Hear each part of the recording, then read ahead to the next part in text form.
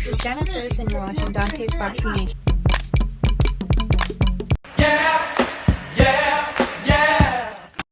Hey guys, so this video I'm actually re-uploading because there was a slight problem with the music I had added on the last video. So this is the revised version. This is the video about Virgil Ortiz's promoter, Oscar De La Hoya, coming out saying that he wants Virgil Ortiz to take an easier fight because he just had two tough fights back to back.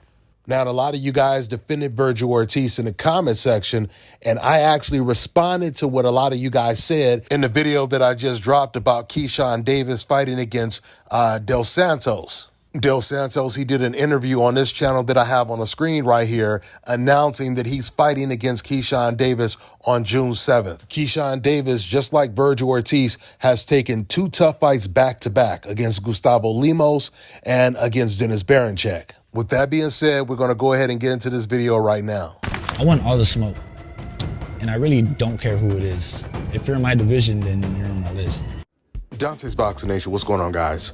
So that's what Virgil Ortiz said before the Madrimov fight, but that's not what Oscar De La Hoya, his promoter, is saying today. There are some really good champions at 154 right now, champions like Sebastian Fundora, Murtazaliev, and according to Oscar De La Hoya, they don't want any of those champions next. They're looking to take an easier fight. They said perhaps someone in the top 10. And then after that, Oscar says they'll then go after maybe a Fundora or even a Terrence Crawford if he comes back down to 154. But the one fighter Oscar didn't mention was the IBF champion, Bakram Murtazaliev. Here's what Oscar De La Hoya had to say on Fight Hype. Of course, and but as a promoter, I have to keep in mind that Virgil's coming off two tough fights, which can be tough on the body as well, tough on the mind.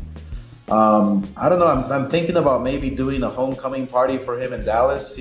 Fight a top 10 guy, and then go after Fundora, then go after Crawford, and he's gonna come back down to 154 after he fights Canelo at 168.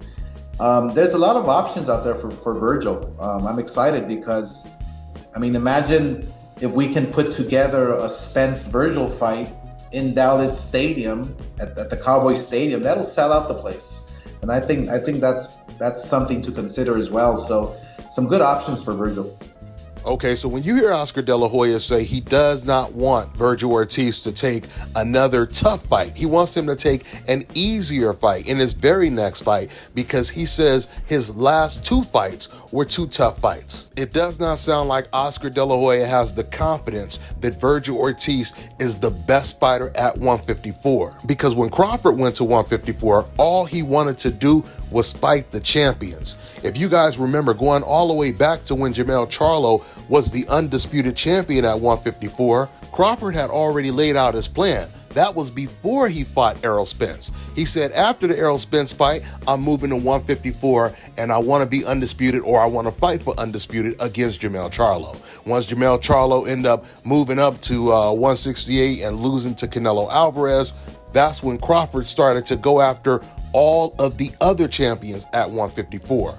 And we know that Crawford has been talking about Canelo Alvarez and fighting Canelo Alvarez for quite some time. And now it's finally coming to fruition this year. And we know that there's no tougher fight for Terrence Crawford when you consider the size advantage that Canelo Alvarez is going to have. When it comes to Terrence Crawford, he's constantly showing these other fighters like Virgil Ortiz, how he is just completely built different. Because once again, if Crawford goes after one champion and that guy won't fight him, he goes after the very next champion. That's what happened, remember? He was originally supposed to fight the champion who was Tim Tszyu at the time. Tim Tszyu loses to Fundora, so Crawford goes after Fundora. Fundora, he avoids Terrence Crawford. So then Terrence Crawford, he goes after the next champion, Israel Madrimov. And this is the same thing that Virgil Ortiz is supposed to be doing right now, especially when you consider the fact that a lot of people are saying he did a much better job against Madrimov than Terrence Crawford did, but yet he still does not have the same level of confidence that a Terrence Crawford has. Because when Oscar De La Hoya says something like, look, man, we want to take a softer touch, he is speaking for Virgil Ortiz. They're on the same page. Because if Virgil Ortiz wasn't on the same page, he would come out and he would say, oh, no, Oscar, that's not what I want to do. I want Murtazaliev. I want the next champion in line if I can't get Fundora. I want to be undisputed. So he's not going against what Oscar De La Hoya is saying. And on top of that, Oscar De La Hoya, he always says at the end of the day, it's not up to the promoter. It's up to the fighter. The fighter is the one that makes the final decision. And we seen that when it came to Floyd Schofield. Schofield and his father came out saying that they want to fight Shakur Stevenson next. And Oscar De La Hoya, he came out and tried to completely shoot that shit down. Basically making it very clear he did not want Floyd Schofield to fight Shakur Stevenson next. So then after that, Floyd Schofield and his father, they came out and they made it very clear to the public, no matter what Oscar De La Hoya says, this is the fight we want. We called Oscar De La Hoya. We told him we wanted the fight. And Oscar De La Hoya, he had no choice but to make it happen. After that, Oscar De La Hoya came out doing interviews saying it. He said that, hey, if this is the fight that they want, then we have to go ahead and make the fight. And then the fight was officially announced, despite the fact that Floyd Schofield ended up pulling out, but that's a different story. So my point is, if you notice, Virgil Ortiz, he's not objecting to anything that Oscar De La Hoya is saying. In fact, he's pretty much on the same page as Oscar De La Hoya, if you listen to Virgil in the interviews that he does. When Oscar De La Hoya talks about Virgil Ortiz being in 2 tough fights, which are his very last 2 fights, what Oscar also means is Virgil Ortiz, he's taking too much punishment. He gets hit too much. And getting hit too much in the sport of boxing, it means you're making too many mistakes. You're fumbling the ball. You're throwing too many interceptions. You're getting sacked too many times. You see, Virgil Ortiz's win over Madrimov, it was a very impressive win because once again, everyone compared Virgil Ortiz's performance to Crawford's performance against Madrimov.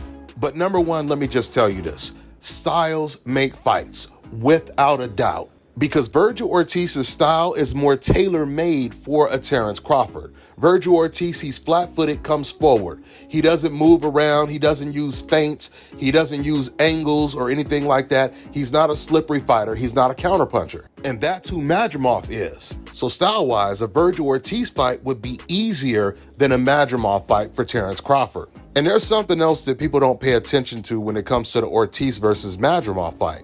While Ortiz was able to hit Madrimov a lot more than Crawford was able to, Ortiz in return, he got hit way more than Crawford did. So once again, just to give you guys more retro examples of styles making fights. Shane Mosley, he loses to Miguel Cotto. Miguel Cotto, he loses to Margarito. Margarito, he loses to Shane Mosley. Another really good example is the late, great George Foreman. Muhammad Ali, he fought Joe Frazier 3 times, couldn't even knock him down, and the fights were razor close. George Foreman, he goes in there and annihilates Joe Frazier in 4 or 5 rounds? So back then, a lot of people just assumed if George Foreman was able to do that to Joe Frazier, imagine what he would do to Muhammad Ali. The fact that they fought the same opponent and George Foreman, he did better against that same opponent, it means that he must be better. That wasn't the case. And that's because styles make fights. You know, matter of fact, leading up to that Madrimov versus Ortiz fight, me and Aki, we would be talking on the phone. And while we will both say that Madrimov seems to be the best fighter at 154 now, we still don't know how he's going to deal with a pressure fighter. Either he's going to beat Ortiz easy or the pressure is going to make Madrimov uncomfortable. And the pressure, it made him uncomfortable. A pressure fighter was pretty much Madrimov's final test, and he failed the test. Even though the fight did end up being close because Madrimov started to actually apply his own pressure, and he had Ortiz backing up. And that's something else about Ortiz. Ortiz himself is not that comfortable fighting on his back foot. So in conclusion, Virgil Ortiz does not seem too interested in fighting against Murtazaliev, but he might end up going after the winner of Sebastian Fundora versus Xander Zayas. But you know, when Oscar says that Virgil Ortiz's last 2 fights were tough, and now they're going to fight someone in the top 10, it really sounds like he's saying he wants Virgil Ortiz to take a tune-up fight. And if that is the case, as deep of a division as 154 is, and at the level that Virgil Ortiz is at now, he doesn't need to be taking any tune-up fights. Because hell, his whole career before he fought Boacek, all of his opponents, all of his fights were tune-up fights. So look, if Fundora is fighting against Zayas next, the best fight for Virgil Ortiz, once again, if he's not going to fight another champion, would be against the #1 contender, Charles Conwell, the American Olympian. He's an undefeated fighter. He just came off of an impressive knockout win over another good undefeated fighter. And actually, he's not ranked number 1. He's ranked number 2, right behind Xander Zayas. And not to mention, he's a DAZN fighter. So that would be an easy fight to make. With that being said, I'm going to wrap this video up. That's all I got for now, guys. I'm on to the next one.